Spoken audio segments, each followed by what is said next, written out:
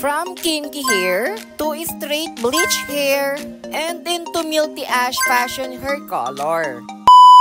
Hello everyone and hello mga madam! Welcome back again to my hair studio and to my hair transformation. So for today's client ay tayo ay magmi-milky ash fashion hair color. At the same time ay i-straight din natin yung buhok ng ating client na hindi nagfi-fade or nagwawash yung color ng milky ash. So the question is, pwede nga ba yung ganong klaseng proseso? Kaya naman ay tapusin mo itong video na ito. Bali inuna ko lagyan ng bleach yung regrowth part and after 20 minutes ay nag-roots to end na ako ng application. Then, babad ulit ako ng 20 minutes. So, bali, i-flex ko sa inyo yung mga hair products na ginamit ko dito sa buhok ng ating client. U-Color Dust Free Hair Lightener Bleaching Powder, Natural Hydrogen Peroxide 12% and 6%, U-Bond Mate na magsisilbing bond protector and balancer, Alpha Plus Color Safe, U-Collagen Sealer 2, and lahat yan from Alpha 8 Corporation. And lastly, ang ating protein straight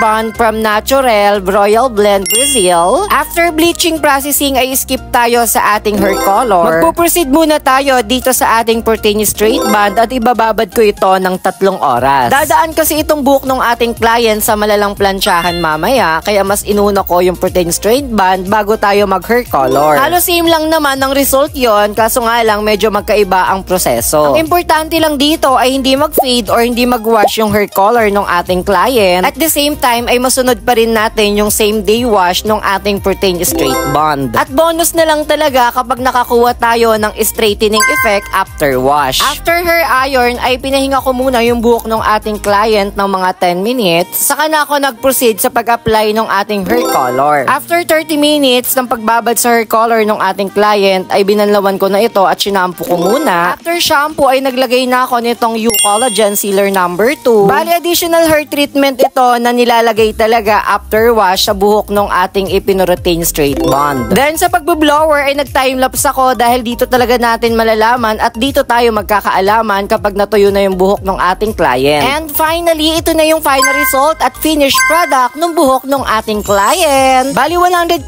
na blow dry lang ito at wind dry lang ng ating hair blower. At hindi na rin namin ito pinasadahan pa ng hair iron. Experience premium salon services and treat like a VIP client here at Ruel Curtis Hair Studio. What are you waiting for? Book your appointment now!